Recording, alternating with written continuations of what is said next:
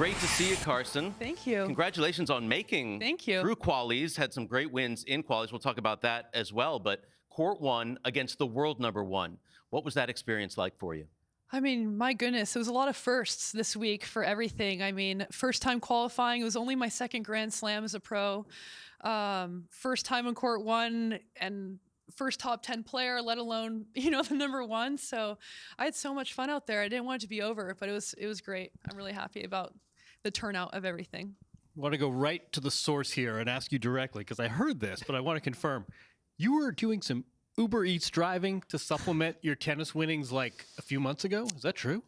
Yes, it's true. I was like a little bit embarrassed by it at first when I told you guys. I was like, oh man, is the whole world going to know this? But yeah, in February, because when you're playing ITFs and you're funding your whole life as a young adult, things are expensive. Living in Southern California, just filling up my gas tank was taking a huge hit at my account. And I'm like, oh my gosh, how am I going to play a tournament, let alone live? So yeah, literally the day or few weeks before I made my first WTA final in Cancun, I looked at my account one morning and I saw $26 in my account. And I was crying. I called a couple of my friends. I didn't call my parents. I was like, oh my gosh, if they hear about this, like, they're going to be so mad at me. So I was like, okay, this is like, you don't have to think. I'm just going to do it. So I was driving around Los Angeles, delivering people's dinner. Wow. After practice. So keep going with that. I mean, it's been a lot. The last week or so. So much. You've qualified in part by being someone who just reached the semifinals in Roland Garros, Louise Boissin. You beat Bianca Andreescu, former major champion who you grew up with. And then once you qualify, you play the #1 player in the world. For someone who was $26 in her bank account a few months ago, how are you processing this transition? I don't know if processing is the correct word, honestly. It's just been overwhelming and so many things have happened so quickly.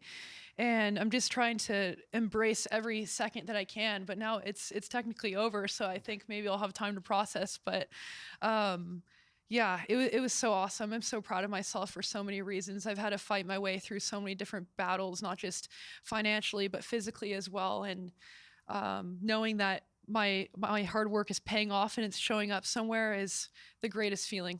You'll get about $90,000 for first round here at Wimbledon. Yeah. So hopefully no more Uber Eats driving for a little bit at least. Yeah. Don't spend it all in one place, Carson. I want to go even further back to college because, you came in as like one of the top recruits in the country. You go to USC, then you go to Virginia, then Texas A&M. Tell us about all the stuff you went through to even get to the top of that part of the sport. Right. So I had to make the decision as a junior whether I was going to college or just turn straight pro, because I was a top 5 junior. I was ranked like around 450 at 17. So I was on a good trajectory. Like most people in my position, I think would have gone pro. But I knew those injuries were in the back of my mind. My hips were already hurting. My knees were hurting. I always did very well in school. That was something my parents, especially my mom, was really hard on me with. Thanks, Mom. But yeah, so I was like, you know what? I have to go to school, and if it's for 1 year, for 2 years, I can always have that in my back pocket because no one can take away education from you. And when I got to SC, I didn't play a match. I was injured, and I knew deep down that the way the tennis program was there, it just wasn't a fit for me, and that I didn't feel like my tennis was going to flourish there. So I was like, okay, transfer portal. Then COVID hit. So I couldn't visit anywhere. And I was like, okay, UVA is an amazing education. I'm on the law route. I'll go to UVA. And then kind of same thing. I was going to play. And then I not only had surgery, I had 2. I had surgery on my hip and knee in the same day while I was at UVA. And it seemed like,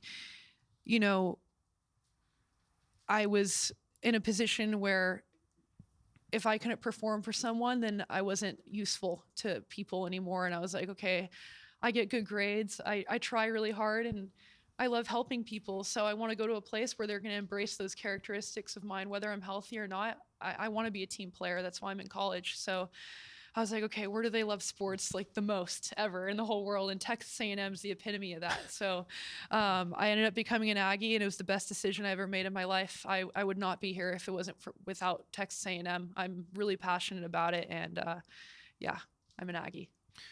Granted, you're about an hour off the court, so bake that into the response. But what now? We're not doing Uber Eats anymore. We know that. We've established that. Where are you going from here? I don't know. I don't know what to do. Help me out or something. But yeah, Been working here. Keep yeah, playing. I mean, I wish I was playing doubles or something or mixed doubles. You know, I just don't want my Wimbledon experience to be over. I'm like, oh my gosh, I have to wait a whole year to be here again. That sucks. But, you know, I obviously take a lot of confidence from this, and I have to look at my ranking, and reality is I think I'm only going to be like 175 after this week. So there's still a lot of work to do, but I want to continue playing all the big tournaments. I want to, even if I have to go through qualifying again, try to play as many WTAs as I can and improve myself week in and week out that I'm meant to be here. There's a lot of star athletes in your family. You're not the only one. Obviously, your sister played college tennis as well. But Two tell sisters. I have two sisters that both played. Yeah. tell us about Freddie Freeman and the connection there. Yeah, Freddie, he's my first cousin. He's my mom's nephew, so blood. A lot of people are like, oh, is he actually related? Yes, he is. DNA is the same. But yeah, he's my first cousin, and I see him all the time. My whole family works for each other, so my mom actually helps out with pretty much everything, his nanny and kind of like house managing and everything. We're all kind of at each other's houses and in each other's business every day when we're home. So yeah.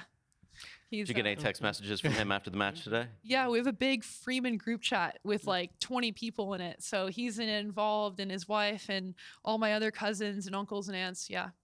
I'm still wrapping my brain, and I assume you probably are too, about what you've been through this past week. And I'm wondering, what either did you learn about yourself, or what did you validate yourself given this run here?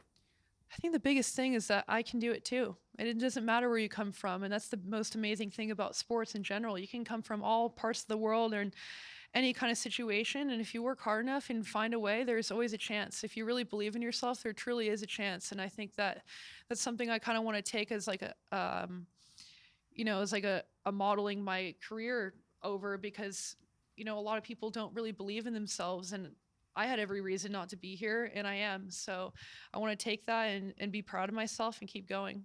You should be so proud of yourself. I want to focus specifically on the match against Bianca as well, because you won 2 junior Grand Slams together. Right. And then you see her as a 19-year-old winning a major, and you're struggling in college and going through all these surgeries and transferring. That had to be difficult for you to see, to then, in this moment, be able to actually beat her. I know she's still a good friend of yours, but what did that mean to you?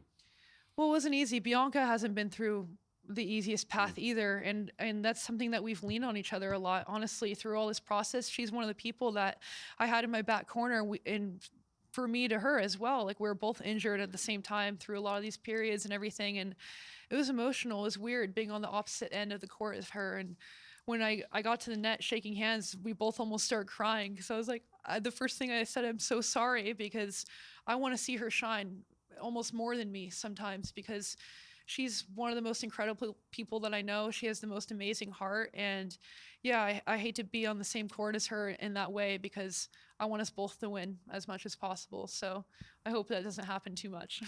Well, it's great for the viewers here on Tennis Channel to get to know you a little bit more, Carson. I'm sure Yes. that they will throughout the rest of the year, as that ranking is going to continue to go up. We're very proud of you. You should be proud of yourself, and congratulations on making it to the first round of Wimbledon. Thanks, guys.